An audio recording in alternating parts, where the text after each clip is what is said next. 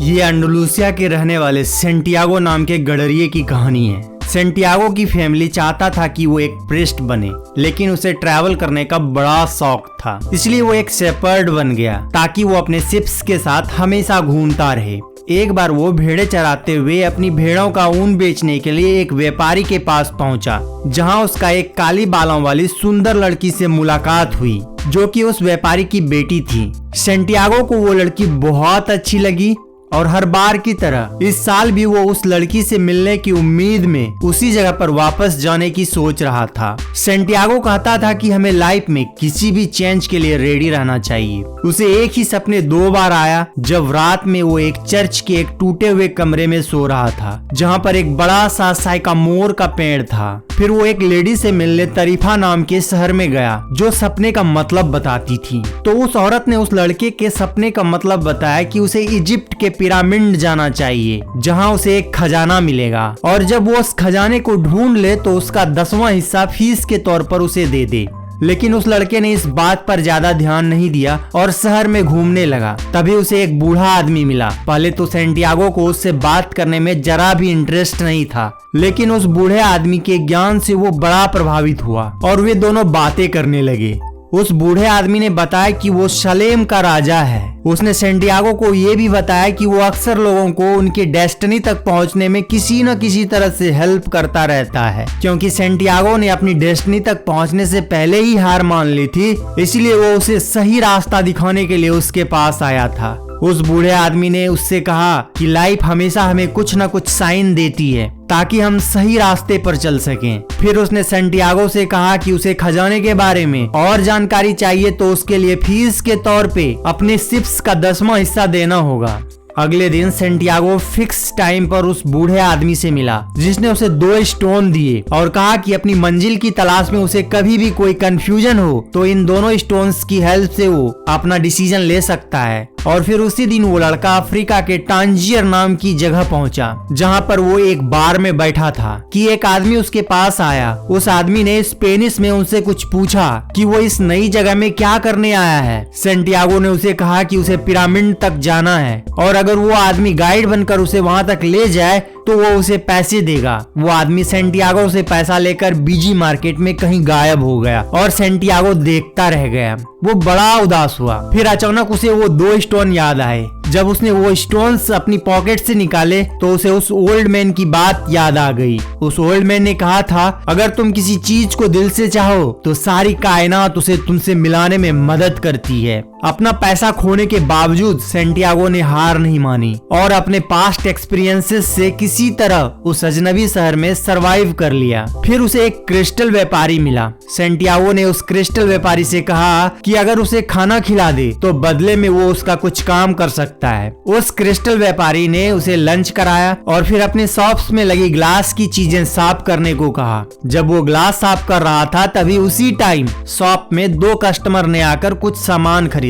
अब वो क्रिस्टल व्यापारी भी ओमेन में बिलीव करता था, तो उसने सेंटियागो को हमेशा के लिए काम पर रख लिया। लेकिन सेंटियागो को वहाँ काम नहीं करना था, उसे तो पिरामिड जाने के लिए पैसे की जरूरत थी। उसकी बात सुनकर वो व्यापारी हंसा और उसने बताया कि पिरामिड वहाँ से हजारों किलोमीटर दूर है और वहाँ तक जाने के लिए ढेर सारा पैसा चाहिए। ये सुनकर सेंटियागो का इरादा बदलने लगा। उसने सोचा क्यों ना काम करके इतना पैसा कमाया जाए कि वो वापस अपने गांव जाकर शिप्स खरीदे और फिर से शेपर्ड का काम शुरू कर दे। सेंटियागो ने क्रिस्टल के लिए एक नया कैबिनेट बनाया ताकि वो जल्द से जल्द ढेर सारा पैसा कमा सके और वापस अपने टाउन जाकर शेपर्ड का काम शुरू कर सके। फिर उसे एक और आइडिया आया, क्यों ना क्रिस्टल के ग्लास में चाय बेची जाए, जिससे ज्यादा कस्टमर अट्रैक्ट होंगे। और इस डिसीजन से एक बड़ा चेंज आया, क्योंकि क्रिस्टल ग्लास में चाय बेचने से ये शॉप बड़ी फेमस हो गई थी। जब सेंटियागो के पास काफी पैसा जमा हो गया तो उसने अपने घर वापस जाने का डिसीजन लिया, लेकिन जाने से पहले वो शॉपकीपर से ब्लेसिंग्स लेना चाहता था। शॉपकीपर ने उसे ब्लेसिंग्स दी और साथ ही ये प्रेडिक्ट भी किया कि सेंटियागो वापस स्पेन नहीं जा पाएगा।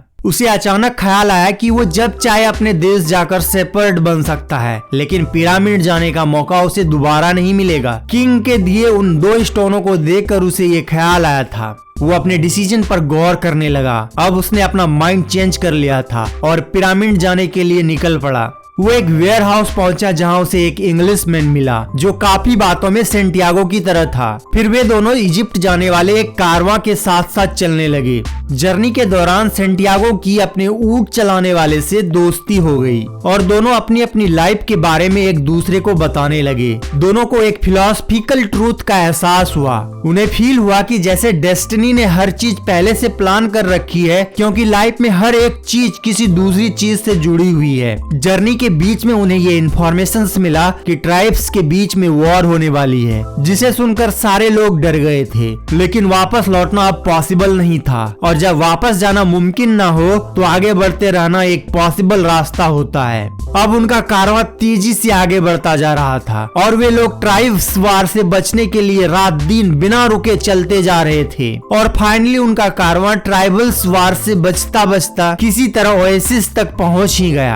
अपने हथियार उतारने के बाद कारवां के लोगों को ओएसिस में ठहरने के लिए जगह मिली और फिर नेक्स्ट डे वो इंग्लिशमैन उस लड़के के साथ अल्केमिस्ट की तलाश में निकल पड़ा। वे एक कुएं के पास पहुंचे। वहां कुछ देर बाद उन्हें एक अनमैरिड औरत कुएं की तरफ आती दिखी। वे इतनी खूबसूरत थी कि सेंटियागो उसे देखता ही रह गया। सेंटियागो के पूछने पर उस लड़की ने अपना नाम फातिमा बताया। अब हर रोज वो उससे कुएं पर 15 मिनट के लिए मिलने जाता था, जो कि उसकी लाइफ बन चुकी थी और वो लड़की भी सेंटियागो को उतना ही चाहती थी। दोनों अब बहुत क्लोज आ चुके थे। सेंटियागो ने उसे अपने लाइफ के बारे में सब कुछ बता दिया था और खजाने के बारे में भी। फातिमा ने उसे कहा कि वो खजाने की तलाश न छोड़े। उसके सामने दो रास्ते थे, या तो वो इसी ओएसिस में रहकर अपने सवालों के जवाब ढूंढे या फिर डेजर्ट का रास्ता पकड़े। लेकिन फिर एक बार वो इस खजाने की तलाश में निकल पड़ा। इस टाइम तक काफी अंधेरा हो चुका था। तभी उसे एक और ओमेन दिखा। दो बाज उसके ऊपर से उड़ रहे थे। तभी एक ने दूसरे के ऊपर अटैक किया, जिसकी वजह से उस ओमेन का इंटरप्रिटेशन ये था कि ओएसिस पर अटैक होगा। सेंटियागो ने ये बात जाकर चीफ को बताई। चीफ ने अपने साथियों से कंसल्ट किया और इस खबर की सच्चाई टेस्ट करनी चाहिए। सेंटियागो को बोला गया कि नेक्स्ट डे सब लोग वार के लिए रेडी रहेंगे और अगर उसकी अटैक वाली बात सच हुई तो सेंटियागो को रिवॉर्ड दिया जाएगा। अगर उसकी बात झूठ निकली तो बदले में सेंटियागो को अपनी जान से हाथ धोना पड़ेगा। और नेक्स्ट डे उन पर सचमुच अटैक हुआ, लेकिन ओएसिस में रहने वाले भी पूरी तरह से रेडी थे और सिर्फ आधे घंटे में उनके लीडर को छोड़कर सारे अटैकर्स मारे गए। सेंटियागो को इनाम में 50 गोल्ड कॉइन्स मिले